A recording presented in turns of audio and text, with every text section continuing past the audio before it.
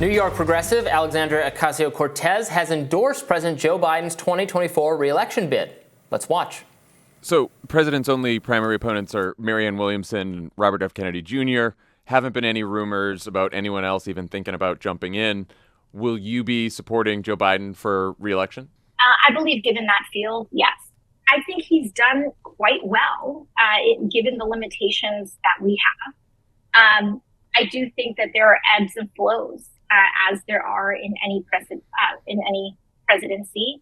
You know, there are areas that I think were quite strong when he came right out of the gate with the American Rescue Plan. And of course, the Inflation Reduction Act was a massive step in terms of our climate agenda. But, you know, there are also areas that I think could have gone better. We have major structural issues in this country. And I think it starts with the United States Senate. And I think that until we have senators that are willing to stand up and stare the filibuster in the eye and stare a lot of structural issues about the Senate, and the United States Senate will be what holds back this country from an enormous amount of progress. AOC also joined former White House press secretary Jen Psaki on her show yesterday, talking about her political future. Let's take a look. But in 5 years, are you going to be in Congress? I mean, maybe. You know, I think I've always tried to approach my service in a way of what really I think would be best for people. And if it would be best for me to continue my service, then I will. If it's best for me to continue my service in a different form, then I hope to do that as well. Like in the Senate, for example. So if you put those two clips together, she certainly does actually sound like she's suggesting that the Senate's the problem. Maybe I should be in the Senate. It does sound like that. For many progressives, this was a very disappointing moment for her. We are, 18 months out from the actual election. There's plenty of time and opportunity for her to delay her endorsement, even if you think ultimately she's going to endorse the incumbent. Bernie Sanders endorsed Joe Biden, I believe, the day that he officially announced that he was running. And now here comes AOC, who says specifically, given the field of candidates that exists, I will endorse Joe Biden. Many people look to that and say, well, you were a candidate that got into office as a DSA-aligned candidate whose central issue was Medicare for All, which Joe Biden virulently opposes and says he would veto even if she were able to reform the Senate in these magical ways and get them to pass it. She is someone who claimed to be a supporter of the $15 minimum wage, which Joe Biden and Chuck Schumer very specifically killed. It was a part of the first COVID relief bill at the beginning of Joe Biden's administration. And it was part of that package as a must-pass bill. It's a very popular policy, as I say all the time. Even Florida voters in 2020 supported it, but Chuck Schumer took it out so that would never have to be a question of whether Republicans were going to vote down on the whole COVID relief package, which allowed America to open back up again and get vaccines distributed and get their businesses going again, because it was taken out not because of any pressure to do so, but because Chuck Schumer, presumably with the approval of Joe Biden, just chose to do so, and there was very little objection apart from Bernie Sanders about that. She did speak out somewhat against Biden's choice to bifurcate the social spending aspects of Build Back Better from the infrastructure aspects of Build Back Better in a way that was obviously designed to kill the social spending and, again, prevent it from being a must-pass bill. And instead of talking about all of that and saying that my support is contingent on him doing more, maybe on the student debt front, for instance, maybe even mentioning the existence of something called medical debt in America, which does not exist in any similarly affluent country because other people don't go into bankruptcy because they have healthcare bills. Instead of taking this opportunity to speak to all of these legitimate failures from the Biden administration and speak to the audience that got her elected, she seems to be, in the context of these interviews, concerned about the small incremental role that she can play in her own personal career as a senator, and that's disappointing to the left.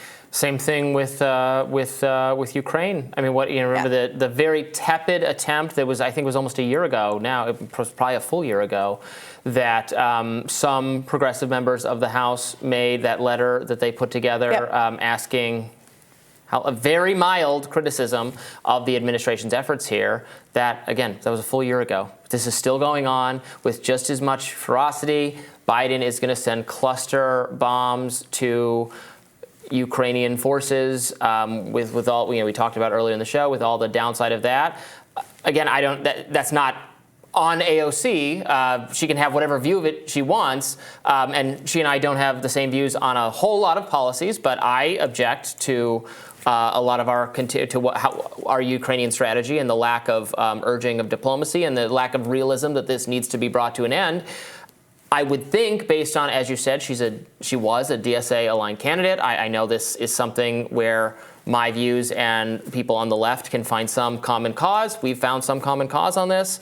So it is frustrating, not to pile on, but it's frustrating that she is doing absolutely nothing whatsoever on the front to raise the salience of that. Yep. And as a counterexample of how she and her caucus could be behaving, you see what the Freedom Caucus is doing right now and how much power they've managed to extract from a narrow majority. The exact same narrow majority that progressives had at the beginning of Joe Biden's administration. Progressives at the time wanted them to withhold their vote for Nancy Pelosi being Speaker of the House in exchange for various concessions. They did not. The Freedom Caucus did, and they got some very meaningful ones. They basically control what bills can come to the House floor right now because of appointments that they got on various committees from Congressman McCarthy. There was real power at stake, and so much of the Democratic Party's game, because I think a lot of Democratic Party voters are really well-meaning and they want a lot of good things, and there's this broader bipartisan populist core of America that agrees on common sense gun control and healthcare reform and a $15 minimum wage and all of this kind of stuff. But they believe, Democrats uniquely are credulous about their party's ability to do X, Y, and Z. And this fiction about, well, it's not our fault, it's just that the Senate won't go along with it. We know that's a fiction because we saw exactly how Barack Obama behaved with a supermajority. We heard the promises about how, well, if you just elect a Democrat one more time, we're gonna codify Roe, we're gonna pass the Equal Rights Amendment. Obama did not do those things, despite having a supermajority. And now they've turned around, and it very much looks like they're set to do the exact same thing with student debt reform. Because now Biden's plan B, trying again through the Higher Education Act, because there's a notice and comment period, it would take us into his second term. And you can already see them lining up on TV, Ro Khanna and others giving interviews saying, well, you got to vote for Joe Biden if you ever want student debt reform. And so it feels like this carrot, stick, bait, and switch dance that is enabled by people who have progressive bona fides like AOC does, telling the public that this is the most that they can expect. It speaks to how much this phenomenon of the Democratic Party becoming the home for conformists, frankly, from people who listen and trust authority, follow orders, respect rules, respect process, who are not combative or feisty temperamentally. That's what a Democratic representative is, and that's what the constituency or the highly educated viewers, readers, et cetera, of mainstream news, where on the Republican side, it's the Real Housewives sometimes. It's nasty. It's reality TV. Their standard bearer is a star of reality Robby, TV, but there's actual... But I'm saying people make fun of that, but there's actual political argument going on. So for sure, that exists on the Republican side, but the overwhelming majority of Republican voters, Trump lost because people were over his antics. Trump lost because he couldn't keep it together for an election season, and he was saying all this wild stuff in the context of the COVID pandemic. Well, maybe there's more conformists than nonconformists. I agree that there is certainly more of an appetite among the Freedom Caucus for this kind of adversarial politics than among the so-called squad. But I don't know that, I think that generally speaking, elites, middle class, upper middle class people are all looking for stability and bipartisanship and all of these buzzwords. It's really just working class people and poor people of both parties who are driving the populist movement for looking for more straightforward candidates who are telling them the truth. And AOC ran for Congress saying she was going to bring the ruckus. She ran for Congress saying, quote, in any other country, Joe Biden and I would not be in the same party.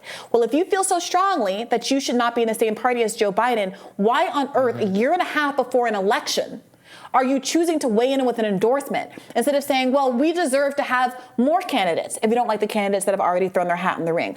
Why have the Progressive Caucus not been putting their heads together in anticipation of 2024 to run someone who can be the standard bearer for the issues that they said they cared so much about when they got our money and our votes from the progressive flank, people giving their last $27, poor and working class people to support these kinds of campaigns? Yeah, I'm saying temperamentally the Democratic Party is shifting into something that doesn't just doesn't practice that kind of shtick. That kind of bring the ruckus. They don't bring the ruckus. It's just a brand. It was a branding exercise. Yeah. And you see this a lot now. I mean, AOC, ironically, she was a critic of the weaponization of identity politics that was happening at the time.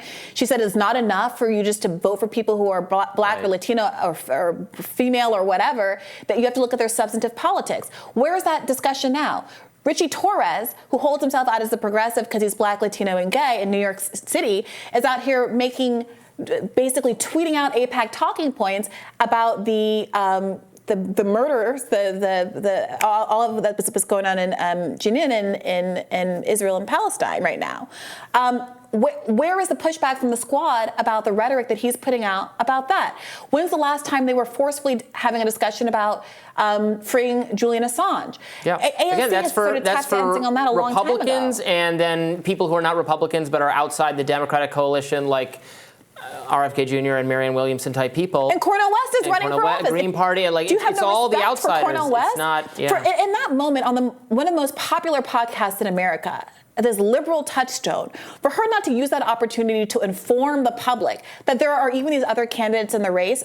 Say you're not ideologically aligned with RFK Jr. Marianne Williamson is literally running on the Bernie platform. And you could say something like, I don't know if I'm confident in her ability to succeed, but I'm so glad that she's in the race, keeping these issues alive. She could say, I'm so glad that someone as respected and renowned as Cornel West is in this race, and I strongly support third parties and Green Party candidates. Absolutely did not say either of those things. And she could also say, if you're concerned about spoiler effects and Green Party candidates, then it is incumbent on Democrats to stop trying to protect their power by actively attacking every ranked choice voting effort, every effort to get us past the post voting that springs up, that passes by ballot initiative. But the reason that both the Democratic Party, nothing would be better for our country than getting that done. Both Democrats and Republicans oppose ranked choice voting. Of course they do. Because it preserves their power and enables them to say every single election cycle, you have to vote for us, even though we're substantively ignoring your interests, because otherwise the other guy is going to win. It's a binary choice between us or the people you hate. And say, well, give us more choices.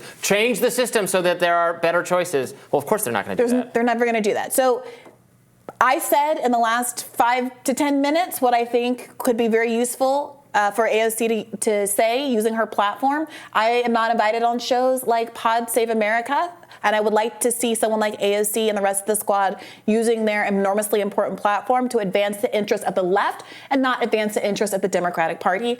But hey, I'm not the one in Congress. Or just their interests of themselves. More Rising after this.